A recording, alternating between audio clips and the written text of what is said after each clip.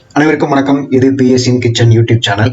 இன்னைக்கு நம்ம வந்து ஹோட்டல் ஸ்டைலில் பொட்டேட்டோ ஃப்ரை எப்படி டேஸ்ட்டாக பண்ணுறாங்க, அதே மாதிரி நம்மளும் வீட்டில் இந்த மாதிரி பொட்டேட்டோ ஃப்ரை ஹோட்டல் ஸ்டைலில் செம்ம டேஸ்ட்டாக பண்ண போகிறோம். சுருன்னு இருக்கும். இதே மாதிரி நீங்களும் வீட்டில் செய்து பார்க்கலாம். இப்போ நம்ம வந்து ஒரு பேன் எடுத்து வச்சுக்கிறேன். நான் அதில் தேவையான அளவு எண்ணெய் ஊற்றிருக்கேன்.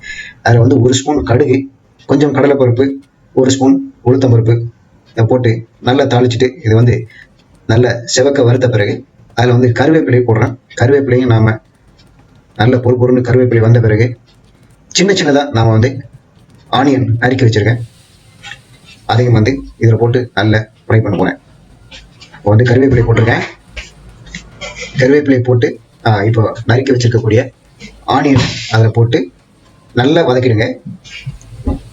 நல்லா வதக்கிட்டு அடுத்தது ஒரே ஒரு தக்காளி எடுத்துக்கோங்க. அதை சின்ன சின்னதாக நறுக்கி அந்த தக்காளி இதனோட ஆட் பண்ணுங்க. நல்ல வெங்காயத்தை நல்லா ஃப்ரை பண்ணிட்டு இப்போ வந்து அந்த தக்காளியை நான் போட்டு அதில் ஃப்ரை பண்ணுறேன். 1 அல்லது 2 தக்காளி எடுத்துக்கலாம். நம்ம எவ்வளவு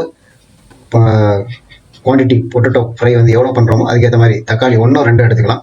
இப்போ க்யூப் சைஸில் கட் பண்ணி வச்சிருக்கக்கூடிய அந்த உருளைக்கிழங்கு அதையும் அதில் போட்டு ஒரு வாட்டி நல்லா அடிவட்டை கிளறி விட்டுருங்க.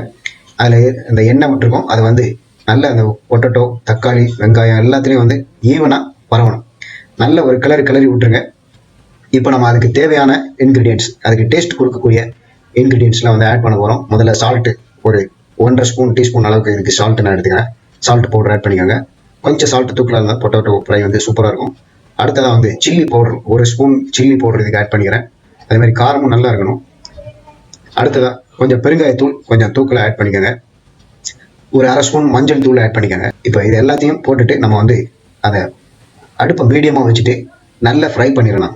இந்த மஞ்சள் தூள், அப்புறம் சால்ட் பவுடர், பெருங்காயத்தூள், சில்லி பவுடர் இது எல்லாமே வந்து இது எல்லாத்துலேயும் ஈவனாக பரவணும், நல்லா மிக்ஸ் ஆகணும். அதுக்கு நல்லா வதக்கி கொடுத்துட்டு ஒரு 10 நிமிஷம் அந்த பேனை வந்து மூடி வச்சுருங்க. அதுக்கு முன்னாடி கொஞ்சம் தண்ணி தெளித்து விட்டுக்காங்க. இந்த பேனை வந்து மூடி வச்சுட்டு அடுப்பை மீடியமாக வச்சுருங்க. வச்சுட்டு ஒரு 10 மினிட்ஸ் அதை அப்படியே வச்சுருங்க.